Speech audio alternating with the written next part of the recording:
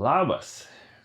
Tai, kaip galite suprasti iš tos baltos patalynės kambario, tai aš 8 dieną žygio leidžiu viešbutyje, tai yra ta vadinama zero day, arba ta nulinė diena, kada neeinami kilometrai, o ilsimasi. Tai esu tikrai mielam, nedideliam Julian miestelėje.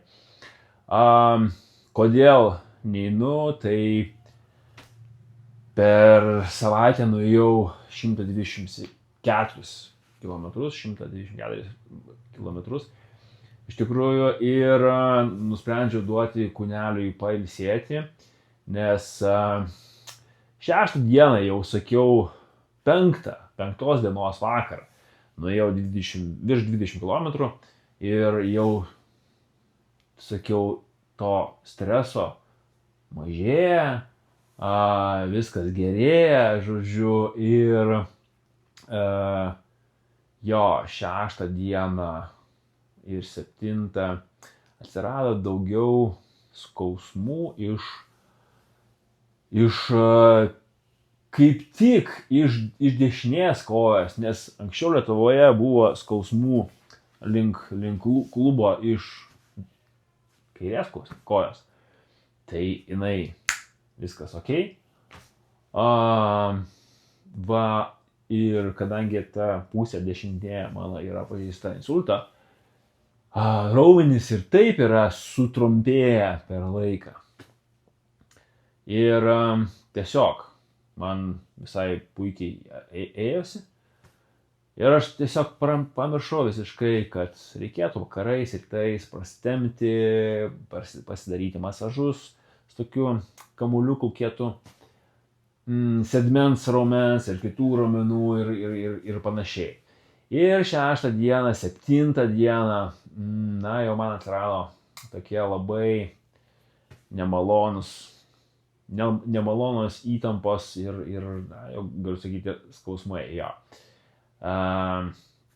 Viešbutį žygeiviams duoda nemokamai ir Epsom druskos, voniai, kurie atpalaiduoja geriau, aišku, ir magnis, kiti papildai. Tai va, tai šiandien iš tikrųjų nieko nebejaučiu, viskas gerai. Masažuojasi, tik radęs minutę ir tą koją, sėdmenį. Tai šiandien visa diena irgi tokia yra nusipirkti, ko trūksta, maisto, įrangos, nes jau vis tiek jau žinai, ko tau labiau reikia, jau nebekraunu kuprinės, kaip išpratėjęs ten po 5 kilus. Jo, žinau, kad maksimum dabar 3 dienas iki sekančio miestuko.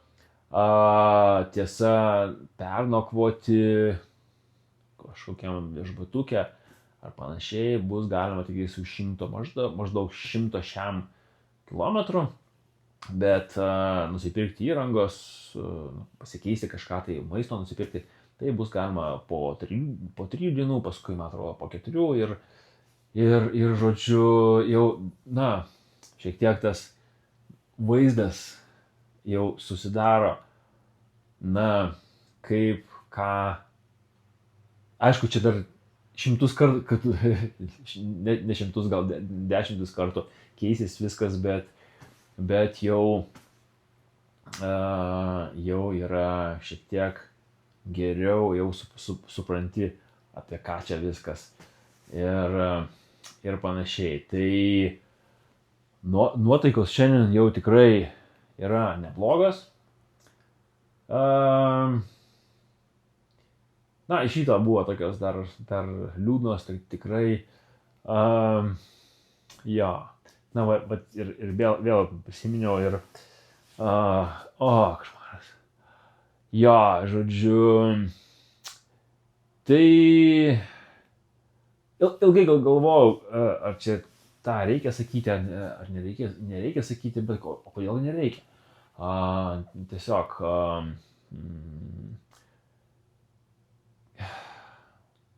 psichologiškai buvo ir dabar yra ypatingai sunku, kadangi 4 ar 5 dieną žygio sužinojau, kad mūsų augintinis šiurkščiaplaukis foksterjeras Luna, toks ryžikas, kaip pasigavo kažkokią tai labai retą ligą, kaip suprantu, yra neurologinis dalykas, liga. Ir jinai dabar visiškai nevaldo savo visų 4 kojų.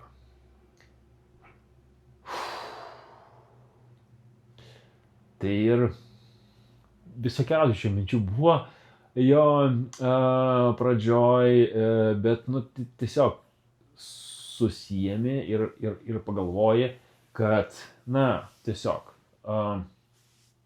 tu niekaip nepakeisi esamos situacijos, ar tu būsi čia, ar tu būsi namuose. Namuose Lietuvoje gydytojai daro darbą. Taip pat, tai man belieka daryti savo darbą, kuris dabar yra eiti per Ameriką.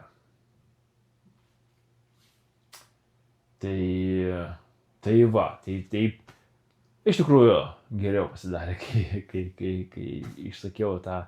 Tai iš tikrųjų, čia yra turbūt 3 diena jo, kaip aš tą sužinojau. Aš sužinojau apie tai, tarp kitko, aš apie tai sužinojau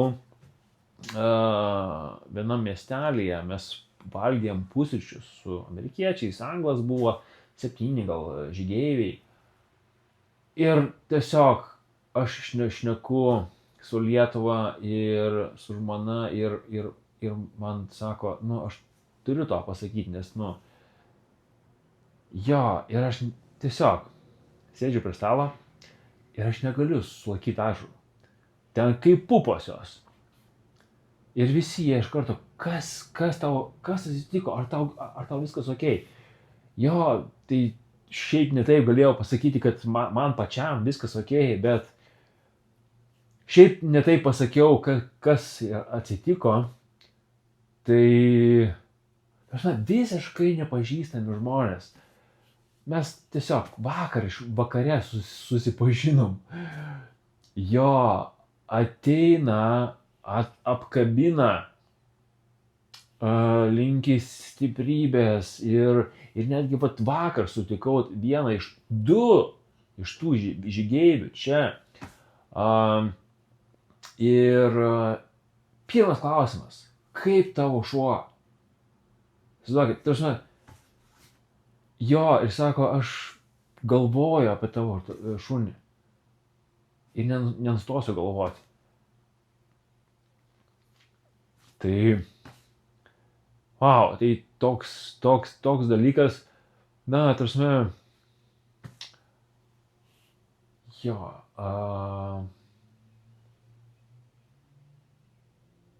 tai žodžiu, pasakiau. Ir žodžiu, iš tikrųjų tai pagerėjo.